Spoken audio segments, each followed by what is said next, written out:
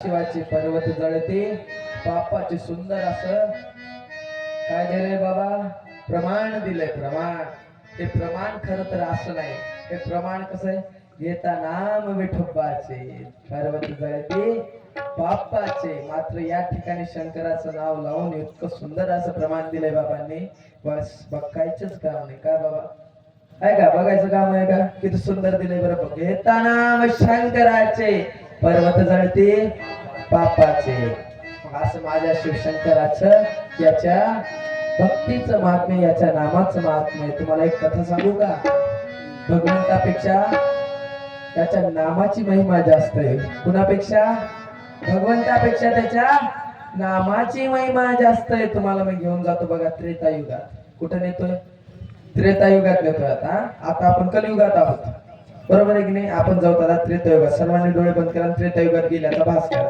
आहे की नाही आता आपण गेलो त्रेतायुगात पहा बरं काय झाले राम प्रभू श्रीरामांचा दरबार भरलेला आहे आणि आसनावर उच्चासनावर भगवान श्रीराम विराजमान झालेले आहेत त्यांच्या बाजूला त्यांची अर्धांगिनी त्यांची संगणी माता सीता या कशावर बसलेले आहेत सिंहासनावर बसलेले आहेत त्यांच्या पायापाशी हनुमंतराय बसलेले आहेत त्यांच्या उजव्या हाताला भरतजी उभे आहेत त्यांच्या डाव्या हाताला लक्ष्मणजी उभे आहेत त्यांच्या पाठीमागे छत्र धरून शत्रुघ्नजी उभे आहेत चारही बंधू ते तीन बंधू उभे आहेत भगवान श्रीराम बसले त्यांच्या पायापाशी हनुमंतराय बसलेले आहेत कोण बसलेले आहेत हनुमंतराय त्यांच्या उजव्या हाताच्या बाजूला असे वेगवेगळे सिंहासन लागलेले आहेत डाव्या हाताच्या बाजूला वेगवेगळे सिंहासन लागलेले आहेत आणि त्यांच्या उजव्या हाताच्या बाजूला एक सुंदर असं त्यांच्या बरोबरीला एक आसन लावलेलं आहे आणि त्या आसनावर त्यांचे गुरु महात्मा महर्षी वशिष्ठजी बसून आहेत कोण बसून आहेत महर्षी वशिष्ठ बसून आहेत आणि या श्री रामाच्या दरबारात कोण आले काशीचे नरेश या श्रीरामाच्या दरबारात आलेले आहेत आणि इकडे सामंत बसलेले आहेत प्रधान बसलेले आहेत अष्टप्रधान बसलेले सेनापती बसलेले आहेत आणि जेव्हा हे काशीचे नरेश येतात त्यांच्या नावाचा उद्घोष होते आणि तेव्हा जेव्हा त्या राज दरबारात प्रवेश करतात की नाही तेव्हा ते सर्वांना नमस्कार करत असतात परंतु जेव्हा वशिष्ठांकडे पाहतात महर्षी वशिष्ठांचं सिंहासन येते तेव्हा हे त्यांच्याकडे बघत सुद्धा नाहीत आणि त्यांना प्रणाम सुद्धा करत नाहीत आणि भगवान श्रीरामांना प्रणाम करतात त्यांचं आपापसात बोलणं होते सर्व गोष्टी होतात तदनंतर काशी नरेश भगवान रामांची निरोप घेतात त्यांचा म्हणतात भगवंता बराच वेळ झालाय आम्ही आलो आता आम्हाला जाण्याची परवानगी द्या आज मी म्हणणार आहे ना उद्या बाबा 8 दिवस झाला तुमच्या गावात आलोय आता मला जाण्याची परवानगी द्या त्याच प्रकारे हे काशीचे नरेश ते काय म्हणत होते भगवंता बराच वेळ झालाय मला येऊ आता मला जाण्याची परवानगी द्या तदनंतर भगवान श्रीराम भोळ्या भावाने त्यांना जाण्याची अनुमती सुद्धा देतात आणि जेव्हा काशीचे नरेश जातात तेव्हा महर्षी वशिष्ठांना राग येतो आणि महर्षी वशिष्ठ या प्रभू श्रीरामाला काय म्हणतात माहितीये का काय महाराज राम तुम्ही माझे शिष्य आहात ना महाराज राम राजे झाले होते ना महाराज राम तुम्ही माझे शिष्य आहात ना तुमच्या देखत माझा अपमान झाला तुमच्या गुरुचा अपमान झाला तुमच्या लक्षात आलं नाही तुम्हाला थोडीशी लाज वाटली नाहीये का अशी वशिष्ठजी या राम भगवंताला म्हणतात त्या रामांना माहितीच नाही झालंय काय रामांना माहितीये का काय झालंय ते काहीच माहिती नाहीये भगवान श्रीराम गुरुच्या चरणी लोटांगण घालून विचारतात की हे भगवंता काय झालं हे गुरुदेव काय झाले मला तर काहीच माहिती नाही तुम्ही माझ्यावर का कोपले आहात असं जेव्हा हे प्रभू श्रीराम विचारतात तेव्हा महर्षी वशिष्ठ सांगतात काय सांगतात काशीचे नरेश जेव्हा तुमच्या दरबारात आले तेव्हा त्यांनी माझ्याकडे नुसता प्रणाम करणं तर सोडूनच द्या त्यांनी माझ्याकडे पाहिलं सुद्धा नाही मग माझा अपमान केला नाही तर काय केलं माझा अपमान केला नाही तर काय केलं असे महर्षी वशिष्ठ बोलतात बरोबर आहे का रामायण वाचणारे हो बरोबर आहे का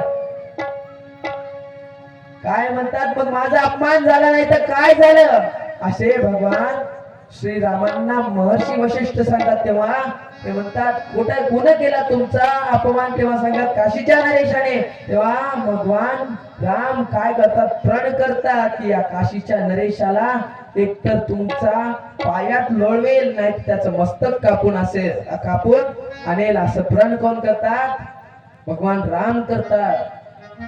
कोण करतात, भगवान राम करतात. आणि ही बातमी या काशी नरेशाला जाऊन महर्षी देवर्षी नारद सांगतात. कोण सांगतात, देवर्षी नारद सांगतात.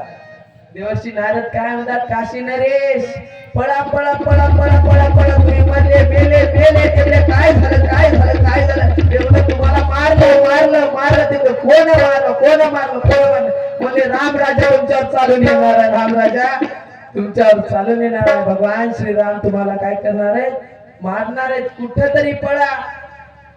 तेव्हा काशी नरेश म्हणतात, अरे भगवंताला मी आताच जाऊन भेटलोय. भगवंताला काय झालं, मी आताच जाऊन भेटलो, त्यांची विनंती केली, त्यांना प्रणाम केलं, सर्व काय केलं, त्यांच्या आदेशाने मी वापस आलो ना. आताच भेटलेला माणूस मला मारेल का नाही, असं त्यांना वाटलं. ते म्हणले झालं काय, ते म्हणले तुम्ही वशिष्ठजींना प्रणाम केला नव्हता, हा त्यांचा अपमान झाला.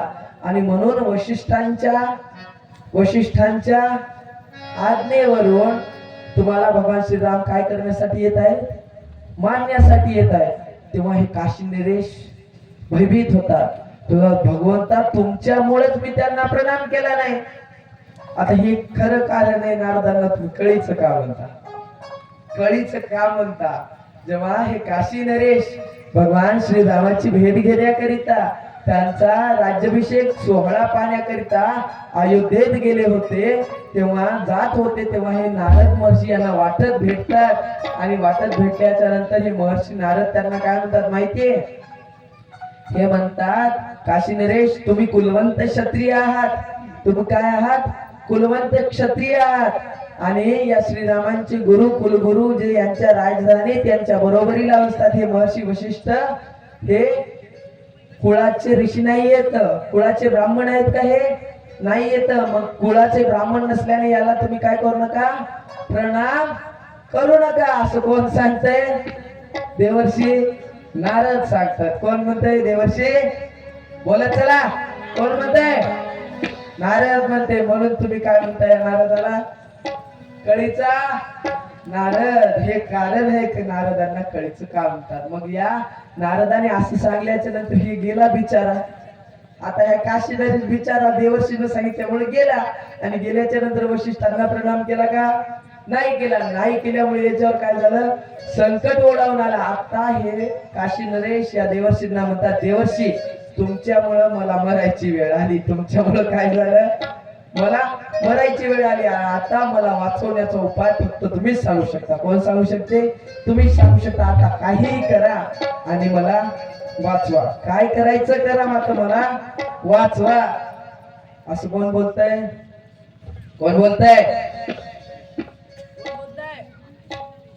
काशी नरेश बोलतोय. आणि काशी नरेश जेव्हा असं बोलतात तेव्हा ते देवर्षी नारद सांगतात, तुम्ही आता इथं थांबू नका, तुम्ही काय करा, अंजनेय पर्वतावर जा. कुठं जा, अंजनेय पर्वतावर जा. आणि अंजनेय पर्वतावर रामराजांचे सर्वात प्रिय भक्त हनुमंतराय यांची माता अंजना असते.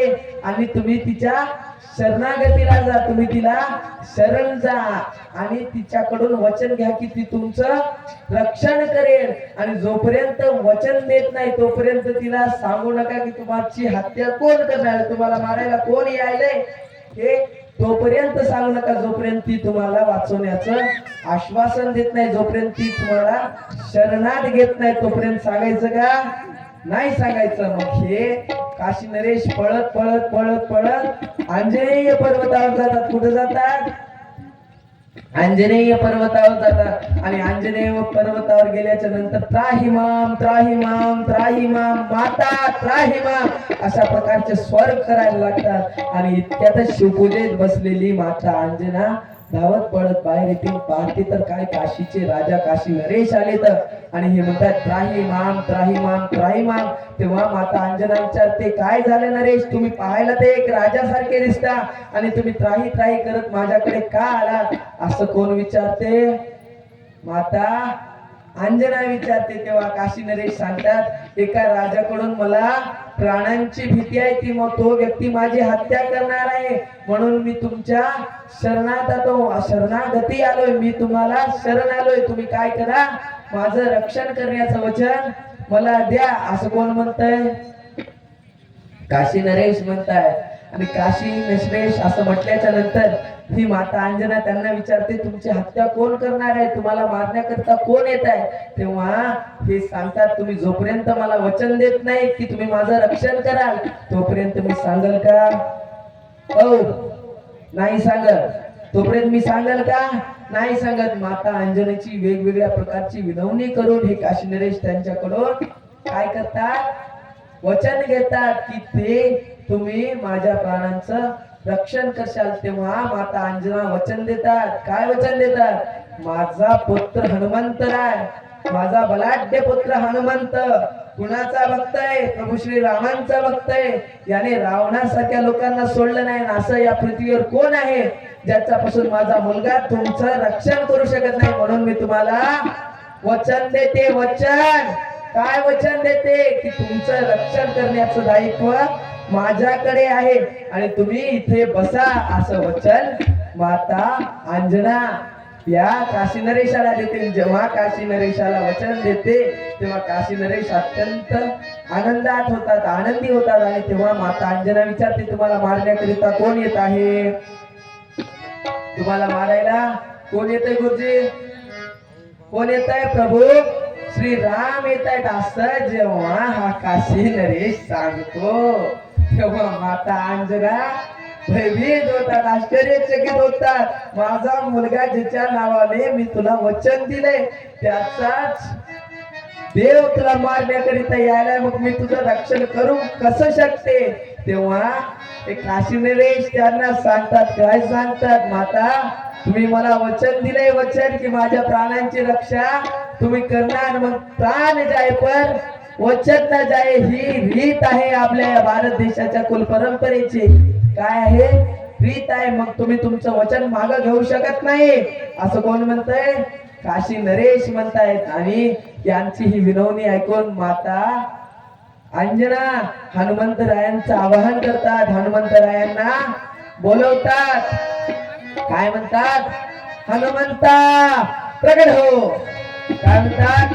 हनुमंता प्रकट हो. असं म्हणल्यामुळे हनुमंतराय तिथे येऊन उभं टाकतात. आणि उभं टाकल्याच्या नंतर माता या हनुमंतराय येण्याच्या आधी या काशी नरेशाला सांगते तिथं समोर असलेल्या तलावात जाऊन तू लपून बस. काय सांगते? समोर असलेल्या तळ्यामध्ये जाऊन तो लपून बस असं सांगितल्याच्या नंतर हे काशी नरेश लपून बसतात. आणि तितक्यात हनुमंतराय येतात आणि हनुमंतरायांकडून ही माता अंजना वचन घेते. काय वचन घेते?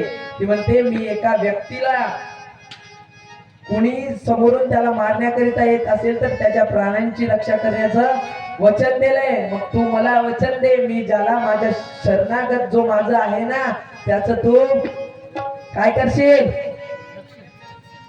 हो रक्षण करशील असं वचन दे. तेव्हा हे मातेचं वचन द्या. मातेनं काहीतरी काम सांगितलं म्हणून ते विचारत सुद्धा नाहीत कुणाचं रक्षण करायचं, कोण आहे तो व्यक्ती, त्याला मारायला कोण येत आहे, काय नाही काय नाही, काहीच विचारत नाही. आणि विचारलं नसल्यानं मातीच्या हातावर हात ठेवणे काय करतात? वचन देतात. आणि वचन दिल्याच्या नंतर माता सांगते की त्या तळ्यामध्ये तो व्यक्ती आहे, त्याला मारण्याकरिता जो व्यक्ती येत आहे त्याच्यापासून तुला काय करायचंय? त्याचं रक्षण करायचं. आणि असं म्हटल्याच्या नंतर प्रभू श्री राम काय करत असतात? इकडून रथावर बसून काय करतात? काशी नरेशाला मारण्याकरिता येतात. तेव्हा हे नारद महर्षी रामांकडे जातात. नारद महर्षी काय करतात? प्रभू श्री रामाकडे जातात आणि या श्रीरामाला सांगतात तुम्ही शोधायला कुणाला? तर मला काशी नरेशाला. तुला काशी नरेश तुम्हाला भेटतच नाही. तुम्हाला कस काय?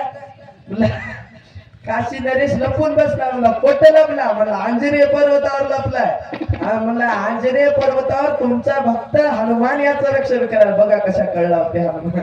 कोण कळ लावाले? कळ कोण लावाले? नारद लावाले. नारदाने एकटं काय केलं? काशी नरेशाला वशिष्ठजींना प्रणाम करू दिला नाही. ते झालं तर झालं. काशी नरेशांना आंजनेय पर्वतावर जायला सांगितलं, इकडे सवच रामप्रभूंना सांगितलं की तुम्ही ज्याला हुडकायला तो कुठं बसलाय, आंजनेय पर्वतावर सांगितलं. म्हणून या नारदाला काय म्हणतात, म्हणू नका बरं असं, असं म्हणू नका, कारण नारद महर्षींचं चरित्र फार सुंदर आहे. त्या नारद महर्षींचं चरित्र अतिशय सुंदर आहे बरं. ते नारद महर्षी लावू द्या, कळ लावली तर काय झालं, कळ लावली तर काय झालं, परंतु महर्षी नारद एवढे हुशार व्यक्ती आहेत ना, नारायणाच्या 24 अवतारांपैकी एक अवतार आहे नारदांचं. 24 अवतारांपैकी एक अवतार आहे नारद महर्षींचं. आणि हे नारद स्वतः नारायणाचा अवतार आहेत. ब्रह्माच्या शरीरापासून उत्पन्न झालेले हे देवर्षी नारद आहेत. आणि या नारदांनी वाल्या कोळीचा वाल्मिकी केला, वाल्याचा वाल्मिकी केला. ध्रुव बाळाला नारायणाची प्राप्ती करून दिली ना. माता पार्वतीला शिवशंकराची प्राप्ती करून दिली. माता सतीला शिवाची प्राप्ती करून जर कोणी दिली असेल ना, तर फक्त आणि फक्त नारद महर्षींनीच. नारदासारखा श्रेष्ठ गुरु या जगावर कोणीच नाहीये. या जगावर आहे का, मात्र त्याच्यासारखा कळला या जगावर कोणी आहे का, आहे का? तुम्ही सुद्धा कमी आहात नारदांना. हो, ते समोर बसलेले आहात, तुम्ही काहीच नाही नारदांपुढे आहात का? तुम्ही काहीच नाही, तुमच्या पारावरच नाही. नारद इतके पुढे गेलेले आहेत. नारद तुमच्यापेक्षा 100 पावलं पुढे आहेत म्हणलं तरी चालते. एवढ्या सुंदर कळी लावतात. तुम्ही लावतात असं मला म्हणायचं ना, नदीच्या पलीकडले म्हणतो, नदीच्या पलीकडले. आमच्या इकडलं सांगा हो. मग हे नारद महर्षी काय सांगतात, हा जो काशीचा राजा आहे, काशी नरेश आहे, हा कुठं लपून बसलाय, कुठं लपून बसला, आंजनेय पर्वतावर. म्हणून तुम्ही काय करा, त्याला इकडं तिकडं शोधू नका. तुम्ही काय करा, आंजनेय पर्वतावर जा आणि तितक्यात हनुमंतराय या तळ्यात लपलेल्या काशी नरेशाला पाहतात. आणि काशी नरेशाला पाहिल्याच्या नंतर त्यांच्या रागाला पारावार राग नाही. त्यांना राग येतो की माझा प्रभू ज्याला मारण्याकरिता आलेला आहे तो इथे लपून बसला आणि त्याला जाऊन हे धरून रामांकडे नेणार. तितक्यातच माता अंजना येतात आणि माता म्हणतात, याच्याच प्राणांचं रक्षण तुला करायचंय. काय करायचं, याच्या प्राणांचं रक्षण कुणाला करायचंय, तुला करायचं. मग आता हनुमंतराय पक्केच फसले. हनुमंतराय काय झाले, पक्के फसले. एक तर काशी नरेशाचं रक्षण करायचं आणि याला मारायला कोण येणार आहे, प्रभू श्रीराम येणार आहे. तर तितक्यात प्रभू श्रीराम तिथे येऊन पोहोचले आणि त्यांनी पाहिलं की हनुमंतरायाच्या माग एक तळ आहे. त्या तळ्यामध्ये काशीचा राजा लपून बसलाय. आणि हनुमंतरायांना प्रभू श्रीराम सांगतात, हनुमंता तिथून बाजूला हो, तुझ्या मागे असलेला काशी नरेश याचा वध करण्याकरिता मी काय झालोय, या ठिकाणी आलो. म्हणून तू काय कर, तिथून निघून जा. हा काशीचा नरेश मला मारायचा आहे आणि याचं मुंडकं मला वशिष्ठांच्या चरणावर व्हायचं आहे. काय करायचंय, वशिष्ठांच्या चरणावर व्हायचं. म्हणून तू काय कर, तिथून काय कर, हो निघून जाय. म्हणून तू काय कर, इथून निघून जाय. परंतु हे हनुमंतराय हातातला गदा खाली ठेवतात आणि प्रभू श्रीरामांना नमस्कार करतात. प्रभू म्हणतात, त्या काशी नरेशाला वाचवण्याचा वचन माझ्या आईने, या काशी नरेशाने माझ्या ऐकून घेतलंय. आणि माझ्या आईने, जी माझी माता आहे अंजना, यांनी माझ्याकडून वचन घेतलं की या काशी नरेशाच्या प्राणांचं रक्षण मला करायचं. म्हणून हे प्रभू तुम्ही मला मारून टाका, मात्र त्या काशी नरेशाचा वध करू नका. असं कोण सांगतंय, हो कोण सांगताय, हो हनुमंत सांगायला लागले. की हनुमंत काय म्हणतात, प्रभू तुम्ही एकदाच मला मारा, परंतु या काशी नरेशाला मारू नका. भगवंतांसोबत महात्मा वशिष्ठ सुद्धा त्यांच्या रथात बसून असतात. कोण असते, कोण असते,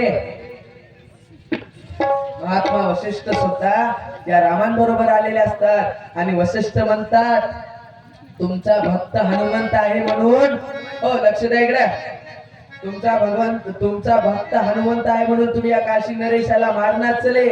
तुम्हाला आता माझं कुठल्याही प्रकारचं महत्व राहिलं नाही, म्हणून मी काय करतो इथून निघून जातो आणि माझा प्रण तुम्ही तोडला असं ग्रहित धरतो. असं कोण बोलतायत? महात्मा वशिष्ठ बोलतायत. आणि महात्मा वशिष्ठ जसे तिथून जात असतात तसे भगवंत त्यांच्या चरणावर लोटतात आणि त्यांना म्हणतात, नाही नाही नाही गुरुवर्य, मी काही करीन परंतु या काशी नरेशाचा सिर तुमच्या पायावर आणूनच ठेवीन. इतक्यामध्ये भगवान श्रीराम त्यांचा धनुष्य काढतात. कोणता धनुष्य होता भगवान श्रीरामाकडे? भगवान श्रीरामाच्या धनुष्याचं नाव माहितीये का?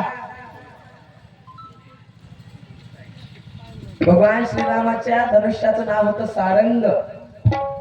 शिवधनुष त्यांनी तोडला कुठं? लग्नाच्या वेळी.